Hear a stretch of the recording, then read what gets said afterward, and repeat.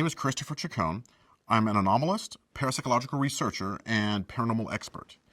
For the most part, what I do is I'm brought out to locations that are dealing with some kind of phenomena, usually brought out by a private individual. It could be a medical doctor, academia, someone with a university, sometimes law enforcement or government, and they're dealing with some kind of phenomenon. They want me to come in to assess it or consult on what this phenomena could be. I was recruited by a scientific group, a scientific think tank, as it were, who specialize in an area called anomalistics. And they trained me specifically as an anomalist with this group of scientists to investigate anomalies all over the world. And when I say anomalies, I'm referred to, again, everything under the umbrella of the paranormal supernatural. Everything from haunts, poltergeist, demonic possessions, strange creatures, UFOs, witchcraft, all those elements. We employed a scientific method to try to investigate these things and understand them better. A haunting and a poltergeist was separated between basically the dynamics of how they function. A haunting is usually connected to a location, a physical place, an object.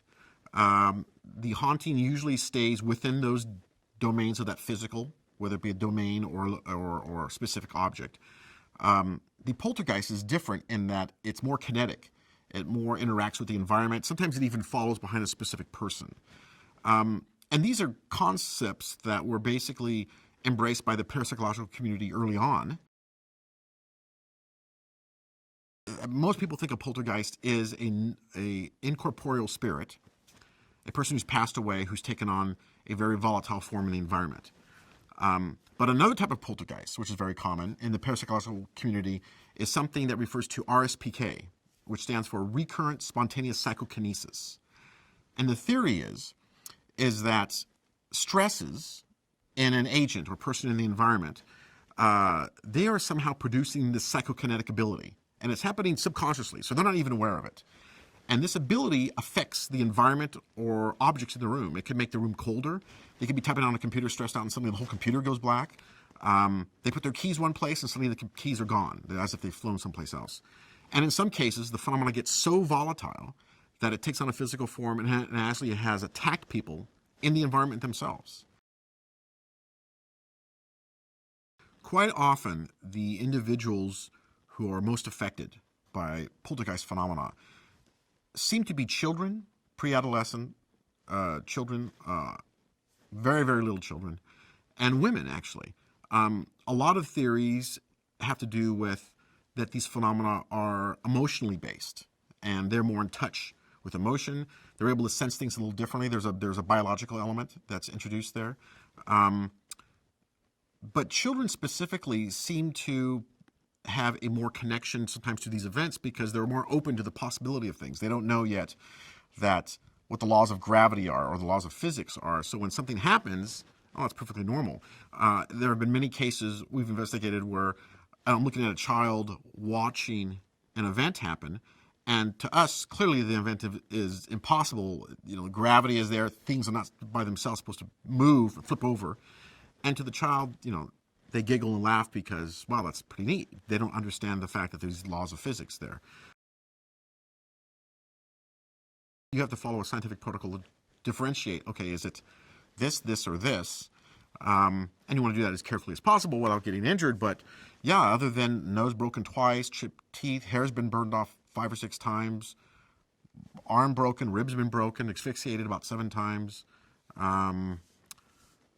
Yeah, you know, it's kind of the part of the process when I was actually more or less the process when I became an anomalist and we were put into extremely volatile situations. Now, there was a case I had in the San Fernando Valley where a family moved into their home and immediately they began to experience a variety of different type of activity. Little things would move, like the toilet paper roll would suddenly unroll itself, completely unroll itself for no explanation for it. Doors and windows, again, would open and shut very slightly, even though they would lock everything. As the weeks went by, the phenomena got worse and worse, where they began to hear sounds and whispers. At one point, they actually heard as if it was several whispers, multiple whispers, right behind the person's ear as if someone was talking to them. This was enough to freak out the family members significantly,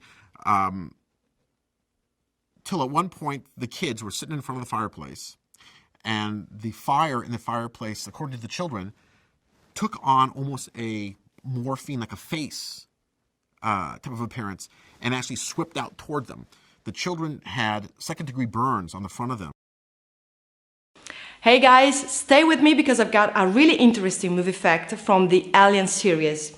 I'm sure this will get some of you commenting. Did you know that Ripley was originally intended to be a male character? She was made a woman because audiences at the time would not expect the lost survivor to be female. Can you believe it?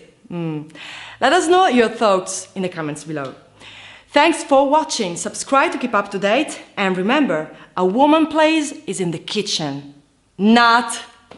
Bye bye.